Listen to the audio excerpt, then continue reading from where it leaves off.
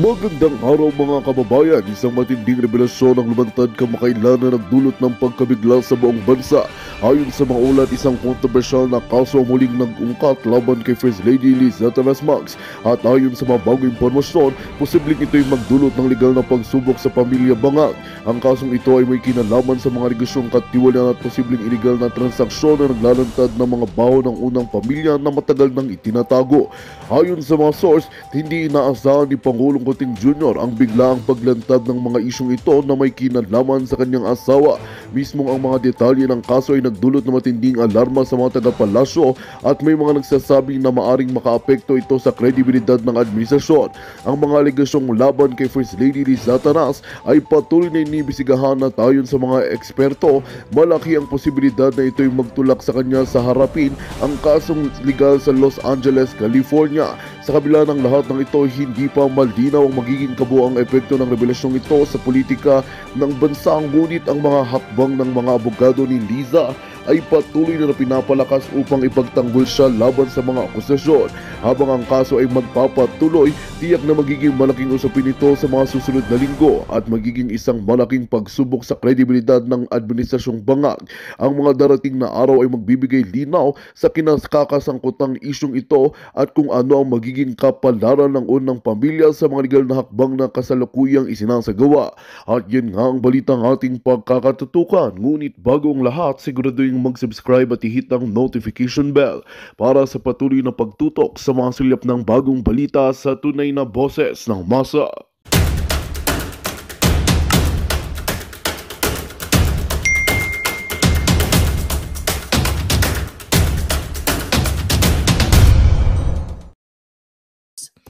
Tapos, i-tag nyo ako sa Facebook or i-post nyo, PRRD. Happy 80th birthday, PRRD. I think let's make this viral. Ayan, pwede yan. Happy 80th birthday o happy 80th birthday, PRRD o happy birthday. Yeah, tama. I think that's about it. Okay? So, ngayon, mga palangga, happy 80th birthday, PRRD. Okay, go na yan. Or happy birthday, PRRD. So, hanapin na natin yung hashtag. So, grabe, for 80 years sa buhay ng ating Pangulong Duterte, ay talagang ipinakita niya yung, syempre, yung tibay at tapang at ipinakita din ng mga addictus ng mga Bangag kung gaano sila kasama sa ating not only sa ating mga senior citizens, ngunit sa former president pa. Ganito po kahayop ang gobyerno ni Marcos Jr. Pinlano nila ito at talagang ito ang ipinakita nila sa lahat ng Pilipino sa buong mundo na kawalang hiyaan sa former president na nagwakas ng tanimbala, nagwakas ng mga extortion dyan sa airport, nagwakas ng mga tax evasion ng mga oligarko katulad ni Lucio Tan, ng Mylong, Dunkin Donuts, at kung ano-ano pang mga mapagsamantalang mga negosyante. So ngayon, mga kababayan, ipakita natin yung suporta natin kay PRRD, gawin nating viral kasi, sooner or later, makikita niya ang inyong pagmamahal sa kanya ng freely. Ibig sabihin na wala na siya doon sa loob ng kanyang room or detention or, kung ano man ang tawag doon sa kanyang kinalalagyan ngayon. Pero na-update naman kayo ng ating Vice President na he's fine at okay naman yung kanyang kondisyon. Pero syempre, mas maganda kung makakalaya na siya sa illegal na pagdukot ng buwaka ng inang gobyernong addictus Marcos Jr., Liza Tanas, yung mga kasabwat nila sa NBI, PNP, lahat ng mga putang ng mga yan ang mga hinayupak na yan, dapat managot sa bayan. Kasi recently, dito sa hearing ni Mangga, ni Amy Marcos, na minsan, first quarter of the year, na nangako sa amin na siya daw po ay magsasalita na at sasabihin niya sa kanyang kapatid na ading, kailangan mo na magpahinga kasi addictus ka. Puro paasa. Diba? Tanong natin niya kay Darrell, no? Sa kanyang assistant. Okay.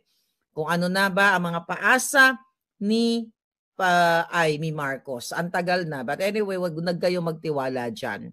Kahit na nag-conduct siya ng preliminary, ng hearing during, I think, few days ago at nakita natin kung gaano kasinungaling talaga at nag-connive sa mga jutang ginimes, doon ay pinatunayan sa hearing na yon na wala naman talagang red notice, kundi diffusion notice lang na unverified. Inamin mismo doon sa hearing na yon, mga kababayan, na talagang kitang-kita na warrantless arrest ang ginawa ng gobyerno ni Bangag, ginawa ni Torre, kaya dapat managot yung putang buwaka ng inang uling na yan.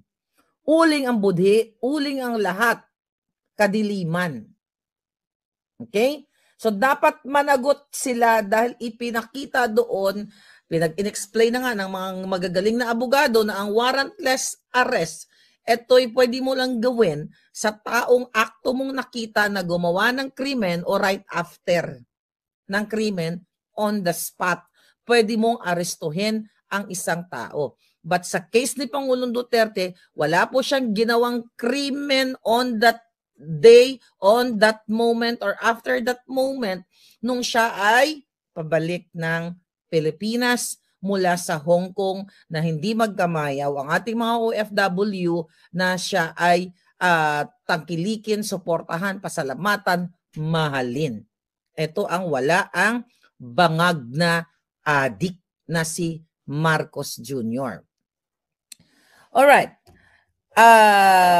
Alam naman ninyo lahat na talagang ipinakita ng bangag na gobyerno ang kanilang paglabag sa batas, parapatang pantao, karapatan na magkaroon ng pagdinig diyan sa ating sariling korte sa Pilipinas bago endorso ang isang tao katulad ng former President Pangulong Duterte.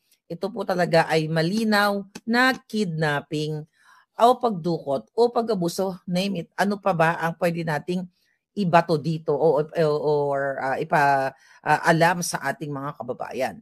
So kaya ngayong araw na ito, bilang ganti natin o pagtanaw ng pag-alala, lalo na yung mga palangga natin, not only OFW, kayo dyan sa Pilipinas na may mga kaibigan, kapatid na nagtatrabaho sa ibang bansa, na binigyan tayo ng kaalwanan at pinatigil ni Pangulong Duterte ang mga kawatan dyan sa airport. Ngayon, mga palangga, dahil talong-talo na sila sa social media, talong-talo, even ang mga prostitute, even yung mga journalist na hindi ina-apply ang kanilang natutunan o natutunan sa eskwelahan o kung saan pa man nila natutunan, baka sa mga smuggler na katulad ni Lisa Tanas nila natutunan o kidnapper katulad ni Bangag, natutunan ang mag-twist ng mga balita. So dahil kitang-kita naman nating lahat na mas tinatangkilik ang ating mga pag-expose dito, ang mga vloggers or mga katulad natin na mga content creator or commentator dito sa larangan ng politika, dito lalo na sa Pilipinas at even actually sa Amerika, di ba? Mas tinatangkilik yung mga vloggers. So kaya naman talagang ang ginagawa ng mga bangag na to ay sindakin tayo lahat. Okay? Gagamitin daw nila yung Interpol para makipag-ugnayan sa iba't ibang bahagi ng bansa para tayo ay bigyan ng burden. So ang gawin natin, sulatan natin yung Interpol na hindi sila dapat makipag-connives o makipag-conspire o magpagamit. Hindi sila dapat pumayag magpagamit sa putangin ng Marcos Jr. na to na, sooner or later talagang, mananagot ka sa taong bayan na adik ka. Hindi ka forever dyan sa upuan mong hinayupa ka. na wala kang alam kundi suminghot.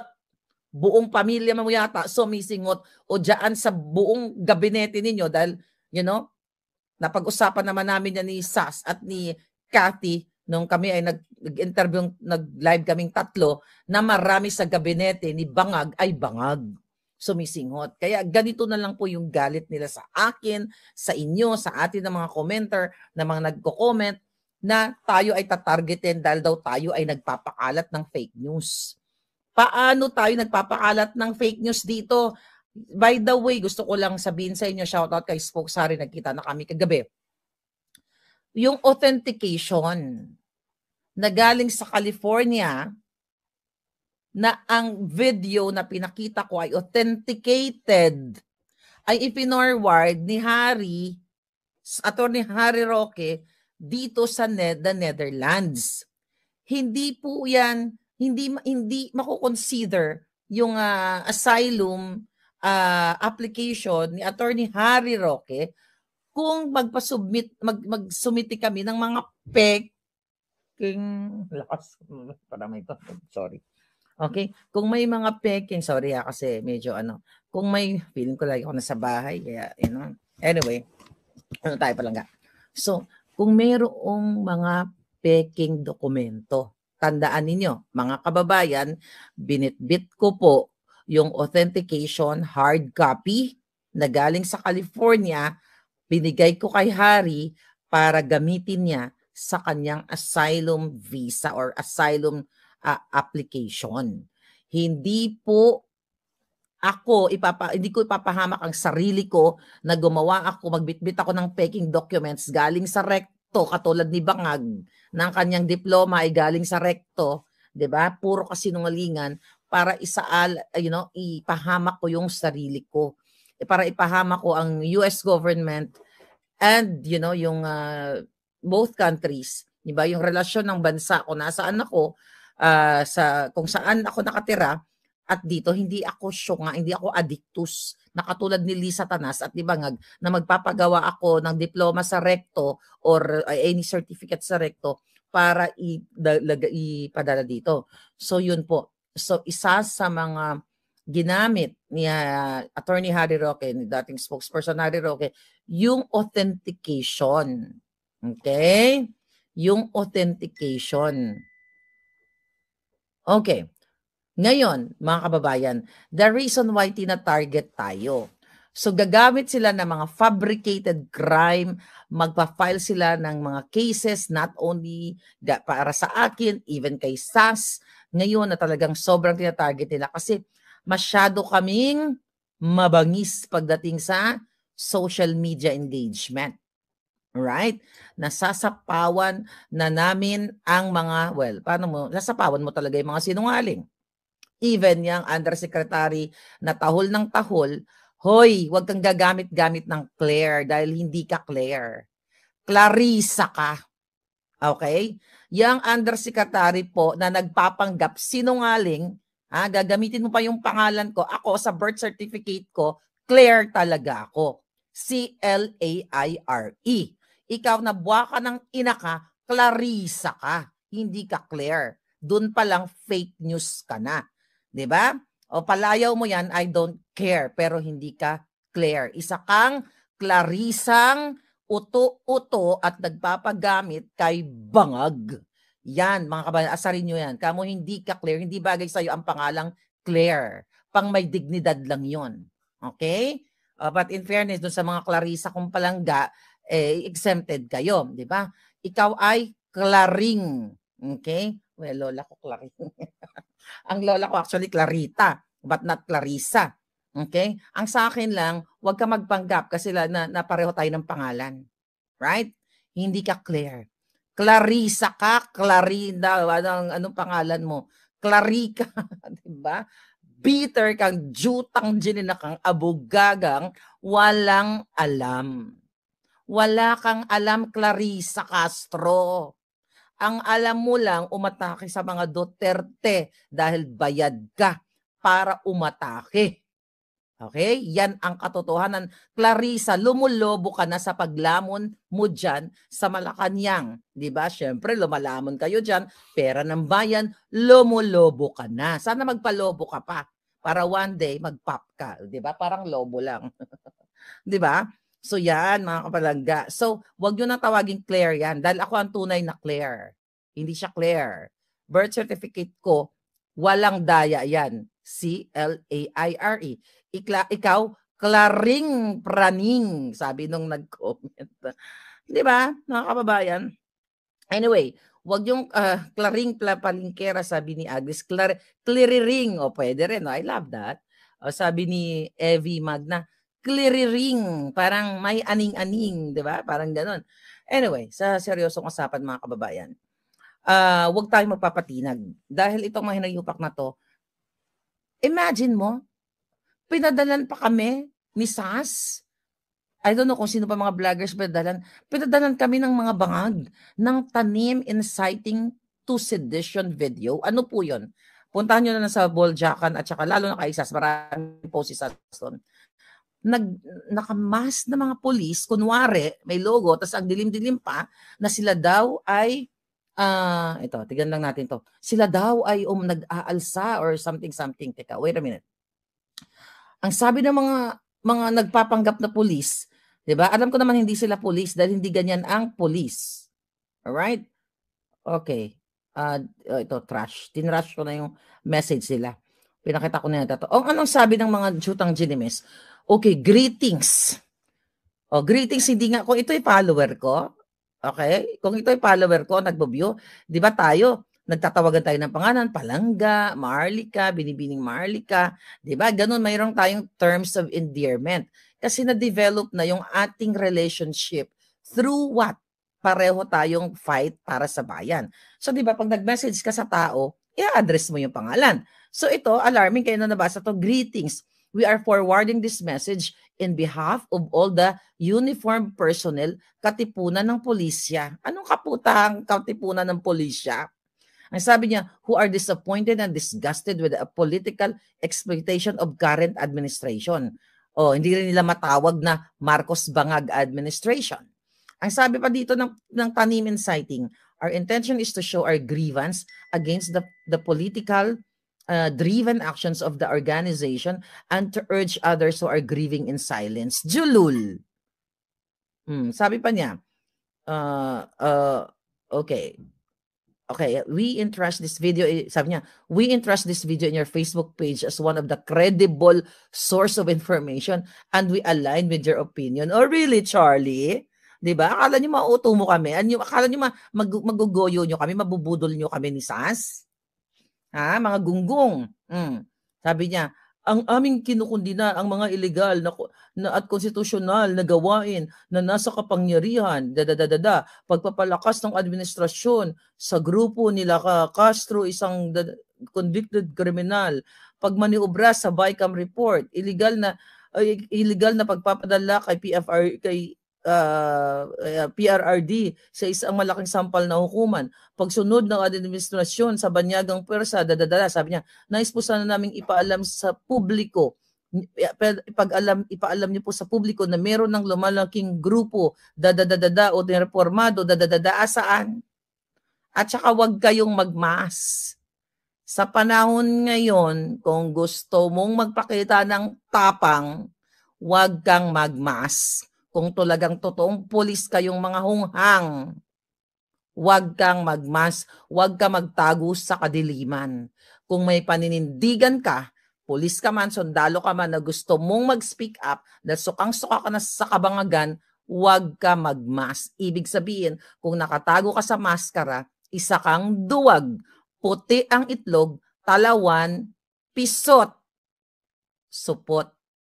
Okay, kag wag kang mag-send ng videong madilim pa sa budhi ng amo mong si Satanas at si Bangag. Okay, kadiliman. Yan po ang gusto nilang gawin. Why? Okay, bakit, mga kababayan? Teka lang, okay? Bakit nila ginagawa sa amin ang tanim sedition? Kaya mag-ingat din kayo. Huwag kayo basta mag-post. Just look at our page. At kailangan magkaroon kayo ng pagsusuri dahil yan ang target lahat sa atin. Kung sakaling pinost ko yon, kunyari ginig na ginig, uy palangga, meron tayong expose, yung mga kapulisang mga supot, na raw. Gagamitin nila yon kasi ang sabi ni Julul na si Santiagong Jutang Gini ng daw anyway, nagbi-build sila ng case. Nagbi-build sila ng case laban sa akin, laban sa mga vloggers. So magtatanim sila ngayon na kunyari ay mga expose. Sorry na lang kayo. Sa dami ng aking mga puting ahas, na screen ko na sila kung sino sa kanila ang nagtatanim or kung sino sa kanila yung totoo. Alright? Even though I don't know them, di ko alam pangalan nila, address nila, telephone number nila, o kung ano pa man, wala akong idea kung sino silang mga puting ahas. Alam kong credible yung kanilang mga binibigay na informasyon. Katulad na lamang yung Oplan eliminate the Dutertes, the vloggers, and us, yung mga kritiko. So yun, hindi pumalpak. I may say na 100%, okay? Yung puting ahas na ito, 2, 3, 4, 5 ata sila, 'di ba? Na iba-ibang mga, iba-ibang mga logo nila na bonggang-bongga. Pagdating sa mga in-expose nila sa government anomalies ni Bangag, yung mga kadyutahan ni Satanas ay accurate. So ngayon, tatanim ay hindi yun siguro not puting ahas yung sa kana, tanim itim ahas. Pag-viral natin yan. Tanim itim ahas, mga kababayan. Alright? So yun yung ginagawa nila ngayon, mga palangga. So ano gagawin natin ngayon? So dapat ay maging mapagmatsyag, basta-basta mag-post, lalo na yung mga cue card, ang tawag doon, code card. Yung mga code card, nandiyan yung picture ni PRRD, kunyari, picture ko, picture ni Trump, picture ng mga official, na kunyari may sinasabi silang ganito, ganyan, na whatever. So, mapanuri kayo. Sayang po yung digital age natin kung basta-basta tayo magpo-post. So, Google natin, let's say let's say for example, mag-post sila, sabi ni Trump na ganito, ganyan. So, mag-search kayo dun sa mga legitimate news outlet, katulad ng Fox News, okay, or Newsmax, di ba? Dito sa Amerika yon. Kapag tungkol sa kay Trump, ang mga sinasabi dun sa Q card. Anyway, ano pa mga palangga, mga babasahin natin? Yes, thank you so much. Okay. R. Spear, thank you. Ay, ganyan pala dapat. Alright. So ngayon, please, kayong lahat mga palangga, magbigay kayo ng mga entry ninyo ng happy birthday, happy 80th birthday, PRRD. Video short video, kailangan pa-viral natin. Tapos ilagay nyo kung saan kayong lugar. Kunyari, ganito. Hello, ako po si Maharlika mula dito sa The Netherlands. Bumabati ako kay Pangulong Duterte. Happy birthday, Pangulong Duterte. I wish you good health at sana makaalis ka na po dyan sa pagka-kidnap mo from the Marcos government o Lisa Tanas, yung mga ganon, whatever. It should be personalized. Di ba? Dapat personalized message. So, short lang, kahit 30 seconds, mahaba na yun eh. Tapos itag ko nyo ko at i-repost natin o i-compile nating lahat. So ngayon ay 8:00 na ng umaga dito at may event doon sa ICC. It's like picnic lang naman at iba't ibang bahagi ng mundo. Andyan sa Pilipinas, nakikita nyo ang inyong talagang pag-gather sa kagabi. I think yung mga liga ng mga kagawad ba? Dyan sa, was it in Mindanao, I forgot, maybe natin ako kahapon. Then sa Caloocan, so lahat, buong Maynila o buong mundo na nag-gather. So ituloy-tuloy nyo lang po yan, mga kababayan. Now, alright, so, by the way, meron pala tayong not really expose. So galing ito sa puting ahas. Okay, galing sa puting ahas sa loob ng mga lugar na mga ahas. Here we go. Ito yung mensahe sa atin. Okay. Okay, tignan natin ang mensahe ng ating puting ahas. Alright. Saan na yun? Teka, wait a minute. Okay, here we go. Okay.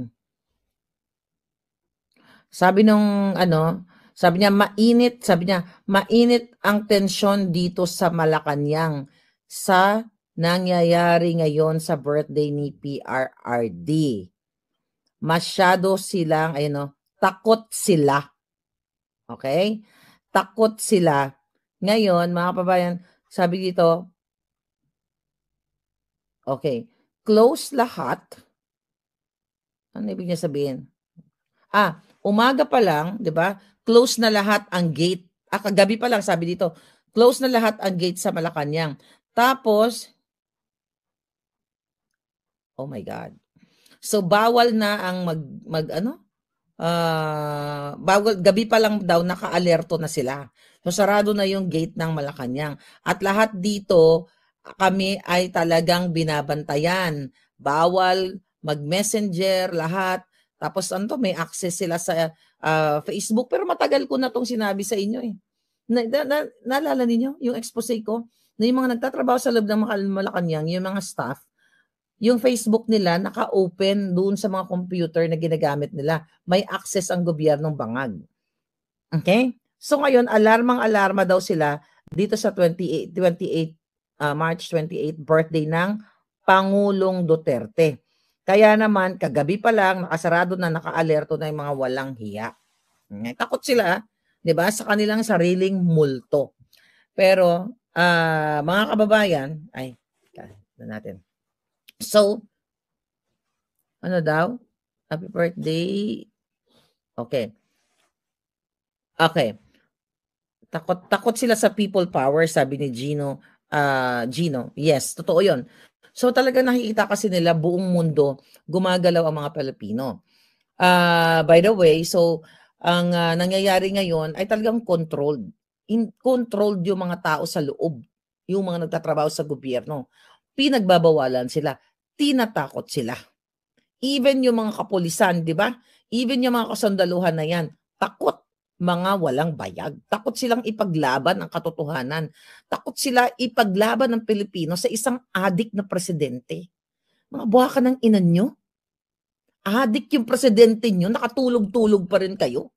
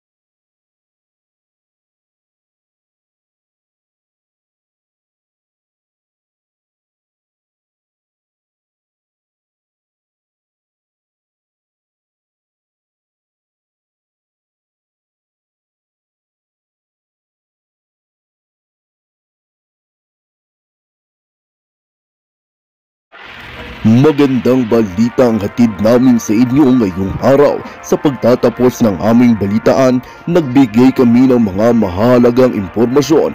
Maraming salamat sa pagtutok at pagsuporta sa aming programa. Huwag kalimutang manatili sa mga susunod na araw para sa mga bagong balita at mga kwento na dapat nating abangan. Mula sa Boses ng Masa, magandang araw Pilipinas!